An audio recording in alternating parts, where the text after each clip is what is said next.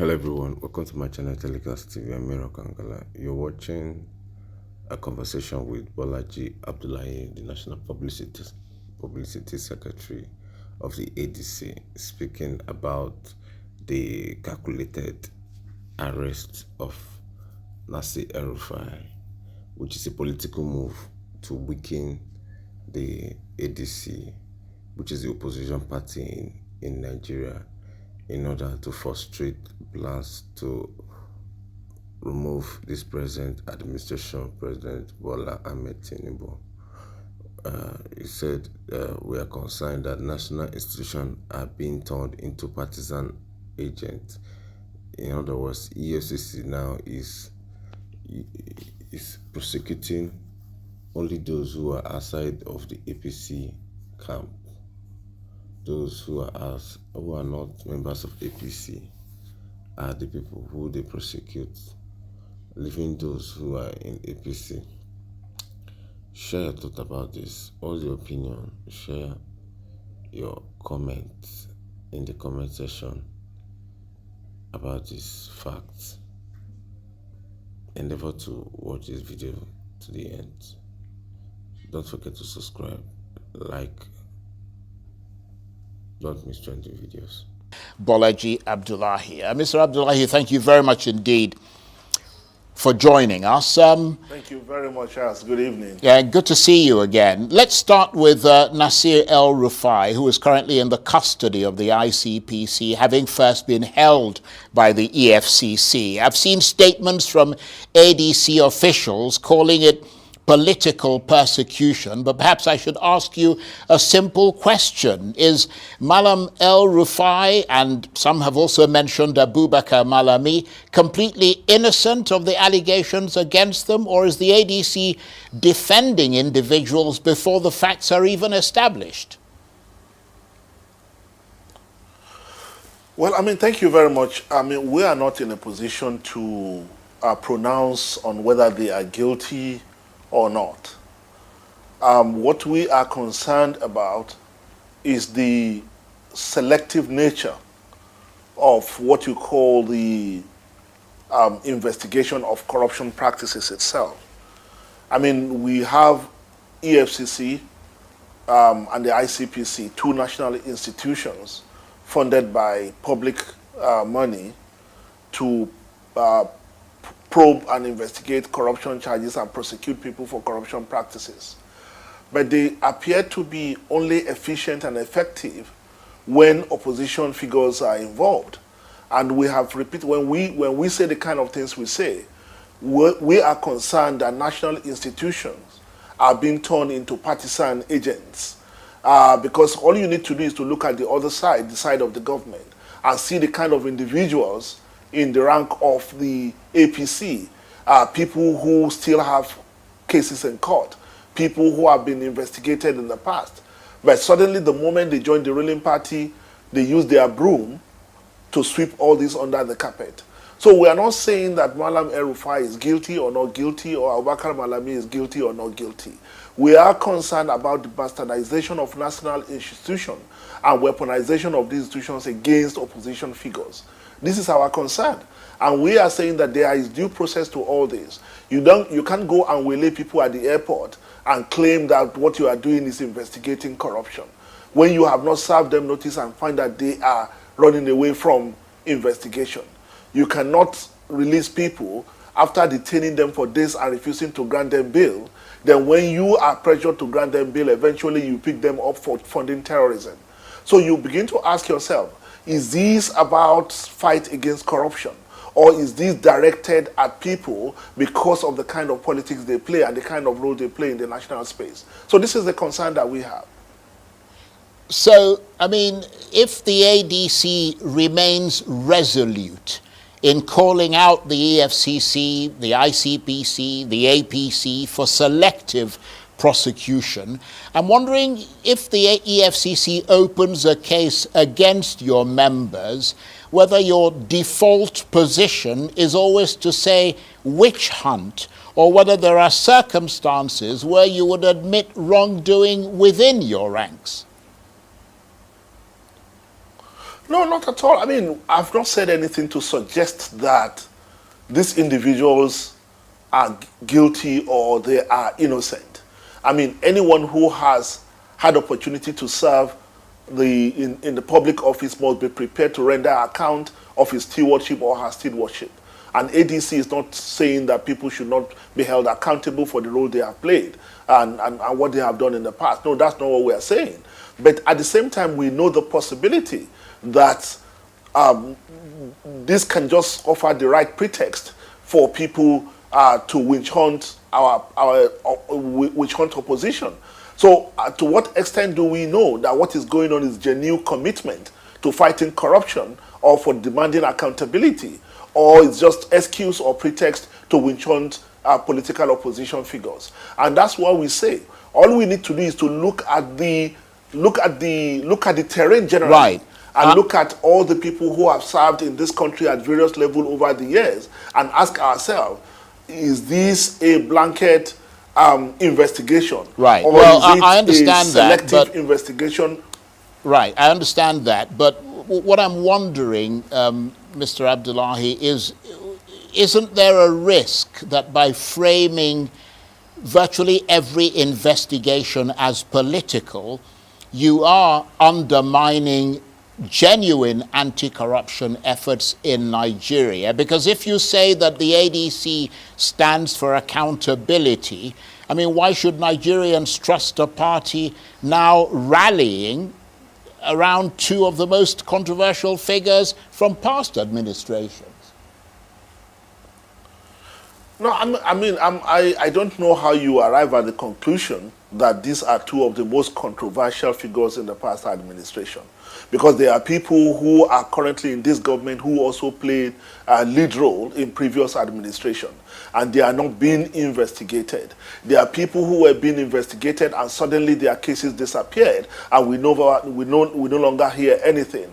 There are people who were being arraigned in courts after investigation, and they are suddenly turned up in other spaces as emissaries of the ruling party.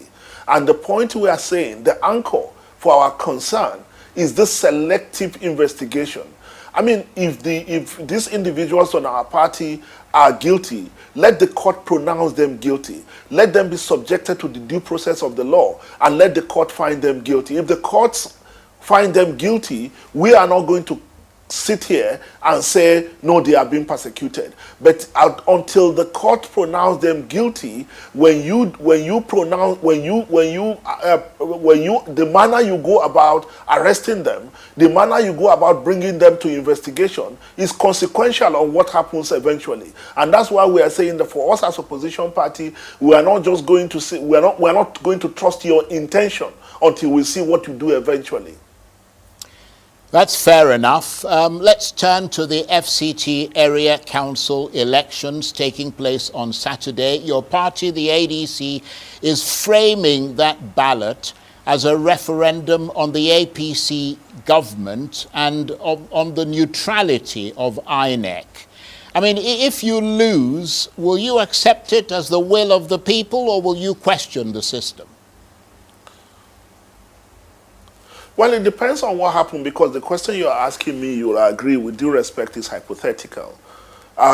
If we go to the polls on Saturday and it turns out to be free, fair, and transparent, we will naturally accept the result as the verdict of the people. But if anything short of that happens, if we see any foul play, we are going to call it as such. We are not going to commit ourselves that if we lose, then we will accept the result as the will of the people. We are going to probe it, we are going to investigate it. But we are confident, like we said, we are confident that this is a referendum on the ruling party. And we are confident that the people have rejected them, and the people see ADC as the only credible alternative. And that will show in the outcome of the election on Saturday.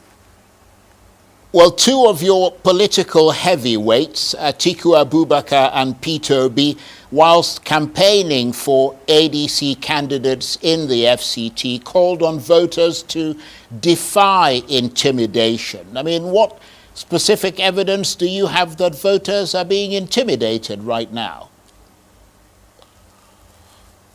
Well, I mean, I don't know what specifically they are referring to, but what comes to mind is the kind of rhetoric emerging from the Minister of FCT and some Wike saying that anyone who doesn't support Bola Ahmed Tinubu will not win the election. And we think this is preposterous, and it is wrong, and is a form of intimidation. And that's why we said it is the people of FCT that will decide the outcome of the election, not any government or agents of government. Those kind of statements coming from the Minister of FCT, it is wrong, and it constitutes a threat to the democratic practice in Nigeria. And I mean, what are your chances on Saturday? How hopeful, optimistic, should I put it that way, or how confident are you about what's going to happen on Saturday, given all the things that you've told us at the moment? I mean, we are confident. And our confidence lies in the fact that today we know the Nigerian people have rejected the ruling party. And we are confident that our party remains the only credible alternative, and our candidates are very good. And we are confident to back them, and that's why you see many of our party leaders have really gone out of their ways to campaign for our candidates. So we are confident that the election, if it is free, fair, and transparent, is going to return very favorable result to us. We also think that it is a major test for the new INEC chairman. It's a litmus test for the new INEC chairman. He has been saying the right things. Now it's an opportunity for him to prove that he's actually committed to transparent election. It's also been framed by the ADC as a referendum on the governance of the APC. So the reason I ask you that is, if the APC happens to do very well, what happens to that referendum on governance? I mean, yes, you can say that, but it's not going to be, everything is not going to depend on the FCT election. We are confident, like I said, that we will win this election. But I'm saying that for us, the consensus across the country today, given the dismal performance of the ruling party in the last 3 years or so, the consensus is that they have to go, because they've had their opportunity and they have bungled it, and bungled it disastrously, because lives have been involved in their incompetence. Lives have been lost. A whole community. I was just reading this evening that military barracks were being attacked by armed gangs. When Nigerian military establishments could be attacked by armed gangs, I mean, then what else do we need to say about the incompetence of this government in its primary duty to protect lives and property of ordinary Nigerians? If military people are not safe, then what happens to ordinary civilians? And we can give other evidence. So the point we are making is that for us, it's an opportunity for Nigerians to choose, and that is the opportunity they don't want. They want Nigerians to be presented with a fait accompli, so that when we arrive at 2027, the people will not have alternative but to vote for them. But it's not going to happen. Well, let's talk about the threat of deregistration that the ADC is facing at the moment. There is now a legal move to deregister the party. Does that suggest that the ADC has failed to meet constitutional thresholds? You see, there is no case to this. Who is the person instituting this case? The people instituting this case call themselves Forum of National former legislative members or something, former members of the National Assembly. But we know that the individual at the head of this, we know where he works. He works with the Chief of Staff to the President, or he works with he used to work with the Speaker of the House of Representatives, Abbas. So we know where this is coming from, and we know it is part of their game plan. I'm saying it on live TV now. We know it's part of their game plan to complete the decimation of the opposition parties. So it's not going to work. But talking about whether we meet the constitutional threshold, what is the constitutional threshold? That you must win at least 25% of vote cast in the presidential election. You must win at least one House of Assembly or one House of Representative seat. ADC met all these requirements in the last general election. And if you are saying that it's about the number of House of Representatives or senators we have, of course, I mean, you know how many senators we now have and how many. You see, it doesn't make sense at all. I mean, these are people who are just desperately throwing everything at ADC, including the frying pan and the kitchen, because they have become jittery. With the kind of reception that Nigerians have given the ADC, they thought they have destroyed all opposition parties, given what they did to other political parties. Now, to their dismay, ADC is waxing stronger every day. And that's why they are doing everything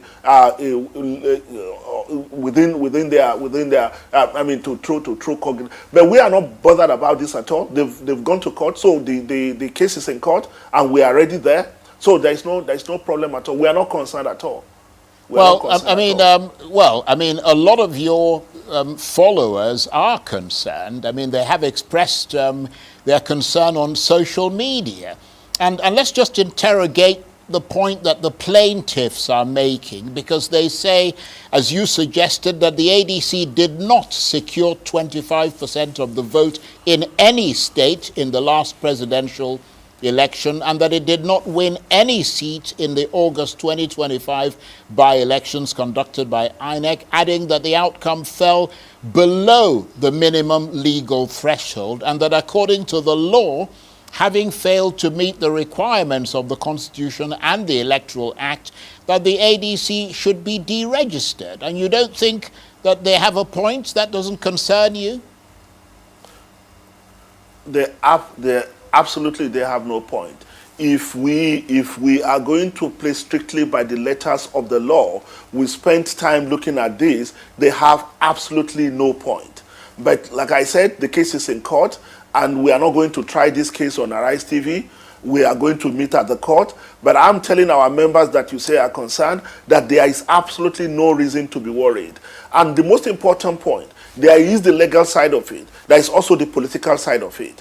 A government that is determined to destroy the opposition rank will do anything, including hijacking the court. I'm not trying to preempt anything, but we are saying that if this government thinks they can remove all opposition elements, ADC at the moment remains the only option left for Nigerians. Government should not think that they can remove ADC, then Nigerians will give up and say, okay, now we can follow APC, we will have no option. I think they should be very, very careful not to cause trouble. Already the country is in a bad place with all kind of things happening, but we don't want to add to this. They should not allow their desperation to lead this country into a crisis that can be avoided. Well, I mean, listening to you, Mr. Abdullahi, I'm wondering if the court rules against you, whether you will accept the judgment or argue that the judiciary is being weaponized against you.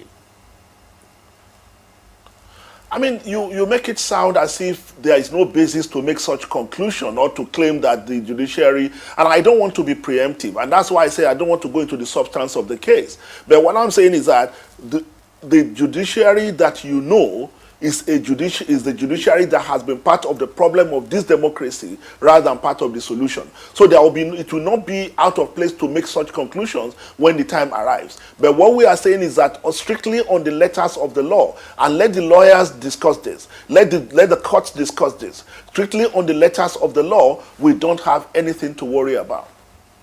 And on a more hopeful note, you set up a committee, a pretty high-powered committee recently to draft your manifesto and all the sort of the ethics and the rest of it that are going to sort of surround and accompany the ADC. How's that going? Well, it's going very well. It's a lot of work. We have 11 subcommittees coming out of that. They are working day and night because they have only 12 weeks. And very soon we are going to get the report out. Okay, Mr. Abdullahi. Like we said, yeah. Yeah, go ahead. Finish what you were saying. Okay, thank you very. No, I was just saying that I mean, for people who have continuously asked us what is going to be the difference between the opposition ADC and the ruling party, by the time we come out with our manifesto, people will see clearly, Nigerians will see clearly why we represent better alternative to what they currently have. And that's why we are doing this. Okay. Mr. Abdullahi, I want to thank you very much indeed. We really appreciate your taking the time to talk to us. Bolaji Abdullahi is the National Publicity Secretary of the African Democratic Congress, or ADC, and he was talking to me on the line there.